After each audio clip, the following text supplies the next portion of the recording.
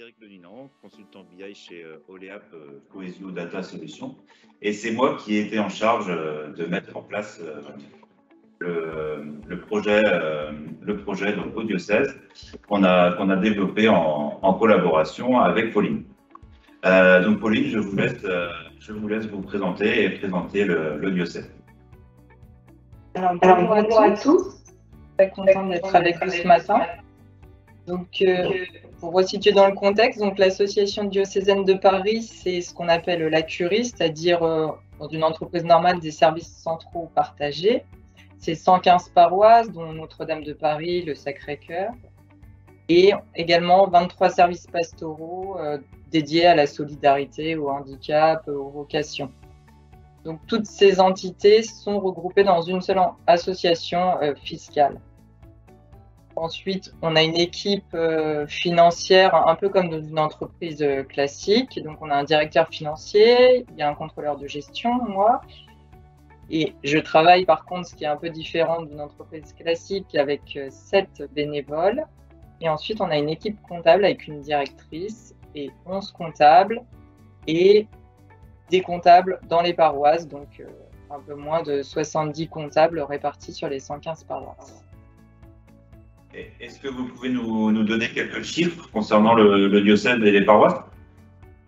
Alors, en gros, donc on a 115 paroisses, on est 140 équivalents temps plein et on travaille avec 150 bénévoles, donc sans compter tous les bénévoles qu'on peut avoir dans les paroisses.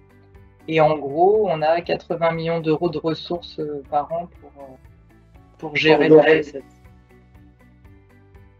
Pourquoi vous avez eu besoin de faire de la BI au sein du diocèse? Quels étaient vos enjeux? Alors, du coup, on a fait appel à la BI parce qu'on avait besoin de trouver un outil qui nous permette d'agréger facilement nos données financières et de le faire à tout moment, de sécuriser la circulation de l'information parce que, pour vous donner un exemple, c'était des fichiers Excel qui s'échangeaient entre des bénévoles avec des adresses personnelles, pas du tout sécurisées. Donc on avait ce gros besoin, parce qu'on sait que la sécurité c'est vraiment important, et de standardiser nos reporting et nos rapports. Ouais, le portail est basé sur des solutions Microsoft. Pourquoi avoir choisi des solutions Microsoft? Alors, on a choisi la solution Microsoft parce que c'était celle qui nous a été présentée par Oleap et qui nous semblait la plus facile d'utilisation et en rapport qualité-prix la plus adaptée à nos besoins. Et avant de passer donc à une démo du portail, est-ce que vous pouvez nous dire comment s'est déroulée la mise en place du projet avec moi notamment? Alors du coup, on a rencontré l'équipe d'Oleap qui avait préparé un peu une maquette une fois qu'on avait un petit peu expliqué dans les grandes lignes nos besoins. Donc on a vu qu'ils avaient bien, que toute l'équipe avait bien compris notre problématique et ce dont on avait besoin. Donc on a décidé de continuer le projet. Pour cela, on a écrit un cahier des charges donc beaucoup plus détaillé.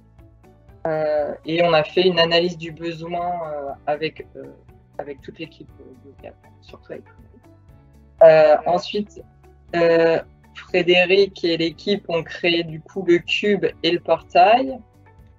Puis il y a toute la phase du coup de recettage et de mise en production. Ce qui nous a beaucoup aidé aussi, c'est que Frédéric est venu sur place, donc il a pu rencontrer aussi les équipes informatiques, le reste de l'équipe financière, des équipes plus techniques et du coup aussi proposer des solutions d'amélioration et d'optimisation par rapport au premier projet qu'on avait défini.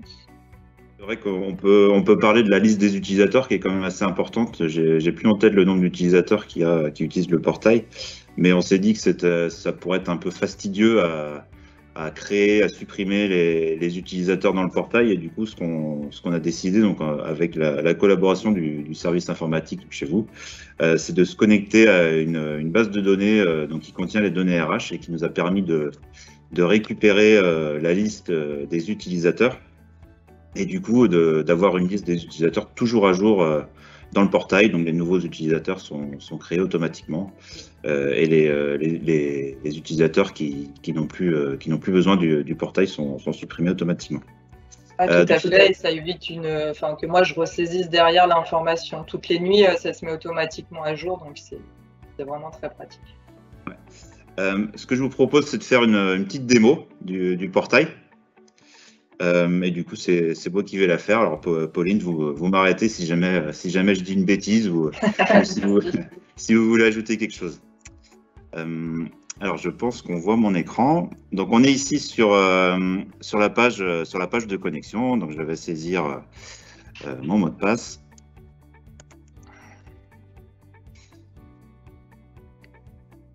Le temps que Frédéric se connecte, n'hésitez pas, il y a le chat, les questions-réponses, n'hésitez pas à nous poser vos questions.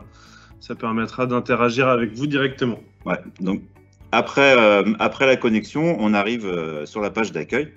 Et donc, ce qu'on peut dire sur la page d'accueil, en fait, c'est que elle est issue d'un fichier PDF, du coup, qui est directement modifiable par les équipes du diocèse. Et donc, vous avez la main, Pauline, moi je crois que c'est vous qui verrez ça. Donc, vous avez la main sur la page d'accueil, donc c'est intéressant, vous n'avez pas besoin de faire appel à nous pour modifier cette page. C'est simple d'utilisation, parce que moi je ne suis pas service informatique, mais j'y arrive. Donc oui, on essaye en général, on pense à nos clients, on essaye de faire des choses le plus simple possible. Donc le premier menu qui apparaît après l'accueil, c'est le menu importation, donc qui sert principalement à des échanges de fichiers Excel entre le diocèse et les paroisses. Donc le menu ici, récupération des fichiers, en fait, permet à chaque paroisse de venir télécharger, par exemple, un plan à 3 ans. Donc je vais faire l'exemple sur la paroisse Notre-Dame du Lys. Je vais télécharger mon plan à 3 ans. Alors, le temps qui se télécharge, c'est assez rapide. On va regarder rapidement ce qu'il y a dans le plan à 3 ans. Donc ça, c'était un modèle, Frédéric, le plan à 3 ans? Le plan à 3 ans, c'est un modèle que Pauline nous a fourni. Et du coup qu'on alimente, nous, par paroisse. Donc, chaque paroisse a ses propres données. Donc, on voit ici qu'on récupère les données réalisées des années précédentes. Et donc, on a des colonnes où chaque paroisse peut venir saisir son budget pour les 3 années à venir, donc d'où le nom du plan à 3 ans. Donc, une fois que la paroisse a saisi son budget, elle vient le redéposer ici par ses menus. Et du coup, là, c'est simple, il suffit de sélectionner le fichier, faire OK. Et du coup, le fichier est directement intégré dans la base de données, donc qui est la source du portail web, qui est un entrepôt de données, donc ce qui est classique en BI. On a ajouté un peu plus bas, donc des menus qui servent à l'administration du portail, donc ces menus ne sont pas à disposition des utilisateurs, et donc qui permettent par exemple à Pauline de venir bloquer la dépose de fichiers plan à 3 ans. Une fois que le plan à 3 ans a été validé, clôturé, on peut bloquer la dépose de fichiers, comme ça il n'y a pas d'erreur possible. Et le fait de déposer des fichiers Excel, il n'y a pas des sources d'erreur, il y a un contrôle qui est fait au moment de l'import? Il y a effectivement un contrôle qui est fait au moment de l'import, donc qu'on a décidé en cours du projet. Donc on contrôle les données et puis on affiche une erreur si jamais le fichier n'est pas... La saisie n'est pas bonne, quoi. Voilà, c'est ça. Donc ensuite on a un menu mise à jour entrepôt, donc là qui sert aussi à Pauline pour lancer différents traitements de BI, donc je rentre pas dans le détail, et on a un menu historique qui nous permet de savoir en fait qui a déposé quoi, qu'est-ce qui s'est passé, et surtout le statut, donc qui indique s'il y a eu des erreurs lors de la dépose ou notamment des blocages. Donc une fois que chaque paroisse a déposé son fichier Excel sur le portail, ils ont accès à différents rapports, donc qui sont en fait des rapports SSRS, donc pour rester dans les solutions Microsoft historiques. Donc si je reprends l'exemple de la fiche de synthèse avec ma paroisse Notre-Dame du Lys, Du coup, on voit que sur ce rapport, on a différentes données. On a des données comptables et on a aussi des données extra-comptables, donc qui correspondent aux statistiques de la paroisse. Donc ça, c'est des données qui sont directement saisies par paroisse dans les fichiers Excel qui sont intégrés, par les paroisses sur le portail. Donc nous, ça nous permet de mixer des données qui viennent de la comptabilité, donc qui sont intégrées automatiquement dans le portail par les traitements BI classiques, et les données saisies dans les fichiers Excel, et d'afficher tout ça dans un même rapport. Donc là, vous, Pauline, vous avez tout le contrôle de gestion qui est centralisé en un point finalement par rapport à avant où vous traitiez manuellement, c'est ça? Oui, c'est ça. Du coup, on a accès facilement aux données. Même chose pour nos responsables. Quand ils vont dans une paroisse, ils peuvent sortir facilement des données financières ou extra-comptables concernant une paroisse. Et même le curé ou la personne en charge des finances de la paroisse peut à tout moment regarder ce qui se passe sur les grands agrégats. Et tous ces fichiers sont facilement exportables sous Word, sous Excel. C'est facile d'utilisation. Donc le menu suivant, c'est un menu procédure. Alors là, c'est juste un menu que nous on a mis à disposition, qui est entièrement géré par Pauline. Et en fait, ce sont différentes notices. Je crois que vous avez ajouté différentes notices à destination des utilisateurs, et donc ils peuvent consulter comme ils veulent. Et donc toutes ces notices sont en fait des fichiers PDF. Auxquels les utilisateurs ont la main pour paramétrer un nouveau fichier en ajoutant un menu qui redirige vers un fichier PDF. Et sinon, on a aussi une petite vidéo. Donc là, c'est moi qui avais fait la vidéo de présentation du portail. Donc que les utilisateurs puissent être guidés, c'est ça? Pour que les utilisateurs puissent être guidés. Et du coup, on a différents formats de notices, d'informations qui peuvent être affichées dans le portail. Il faut savoir que les utilisateurs ont vraiment des profils très différents chez nous. Ça peut être, c'est surtout des personnes quand même assez âgées.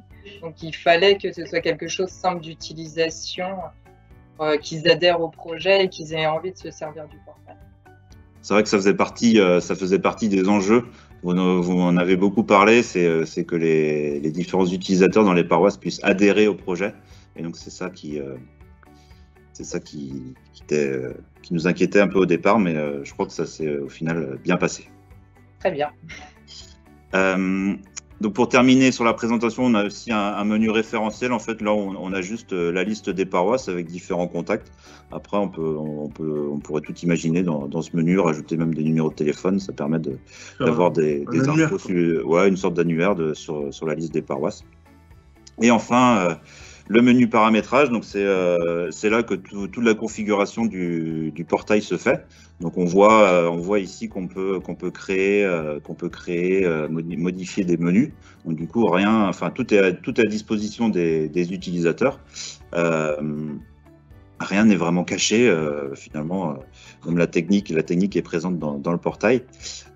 Et donc pour chaque menu, on s'aperçoit qu'on peut paramétrer un rôle. Donc, ils permettent de déterminer les rôles, quel rôle peut accéder à quel menu ou masquer quel menu. Donc ensuite, on retrouve la liste des utilisateurs dont on a parlé au début, donc qui est automatiquement mise à jour. La liste des rôles avec les différentes paroisses. Donc, chaque personne a accès à une ou plusieurs paroisses. Et enfin, pour terminer, on a toute une liste de menus qui sont un peu plus techniques. Donc là, c'est vrai qu'ils sont dans le portail, mais ils sont quand même plus gérés par nous, les équipes cohésion. Là, tu es connecté en tant qu'administrateur, mais un utilisateur, il n'a pas ça, quoi. Un utilisateur n'a pas ça, effectivement, et un utilisateur ne voit pas non plus toutes les paroisses. Il voit juste les paroisses auxquelles il est censé avoir accès. Ça aussi, c'était très important parce qu'ils sont très autonomes et du coup, ils tenaient vraiment à ce qu'on leur assure qu'ils n'ont accès qu'à leurs données et les autres n'ont accès qu'à leurs données. Enfin, voilà, chacun a ses données propres et ne voit pas les données des autres. Une gestion de droit assez stricte pour respecter la confidentialité des paroisses. Voilà, tout à fait. Et donc, maintenant, est-ce que vous pouvez nous dire ce qui a changé depuis la mise en place de ce portail ? Du coup, on a accès de façon plus fluide et au quotidien à toutes les données financières. Elles sont présentées de façon formalisé, uniformisé pour toutes les paroisses. Donc aussi, voilà, quelqu'un qui a accès à plusieurs paroisses, c'est plus facile pour comparer des données. C'est plus sécurisé puisque du coup, les fichiers sont uniquement, transitent entre le diocèse et les paroisses uniquement via le portail. On ne s'envoie plus des fichiers par email sans code et sans mot de passe. Et puis nous, derrière, ça nous aide. Moi, derrière, après, j'ai accès aussi au cube et qui me permet de consolider plus facilement les données de toutes les entités du diocèse. Et du coup, ça facilite la préparation des différents reportings et des analyses financières pour les différentes instances du diocèse. Parce que c'est vrai qu'avant, ce que vous m'avez dit, c'est que tous les 115 fichiers, donc le CRF et le plan à 5 ans, plan à 3 ans, vous étiez emmenés par email, donc vous étiez obligé de traiter les 115 fichiers à chaque fois dans vos emails, c'est ça, hein? C'est ça.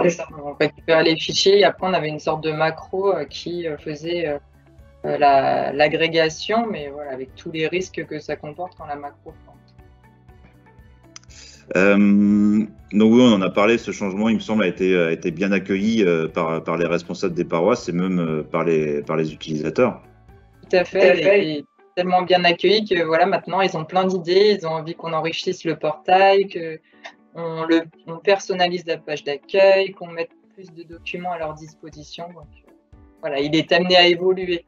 Au début, il était surtout pratique et répondait vraiment à un besoin de consolider, de récupérer facilement les données financières. Et là, maintenant, du coup, on entre dans la phase où on va le personnaliser encore plus pour chaque paroisse et leur donner accès à plus d'informations pour centraliser, en fait, pour eux, les données sur ce portail. Est-ce que vous pouvez nous donner une vue un peu des projets à venir? Donc voilà, on a toute la partie faire développer le portail paroisse et puis on a un nouveau projet, du coup, vu que tout le monde a adhéré au diocèse à portail paroisse, on a la même demande du coup qui nous arrive pour faire la même chose pour toute notre partie immobilière et donc créer un portail pour nos 70 SCI. Plein de projets à venir avec Cohesio. Bon, super. En tout cas, c'est un plaisir pour nous de travailler avec vous. C'est parfait. Benjamin, je ne sais pas si tu as. Ouais, je vais venir à côté. Voilà,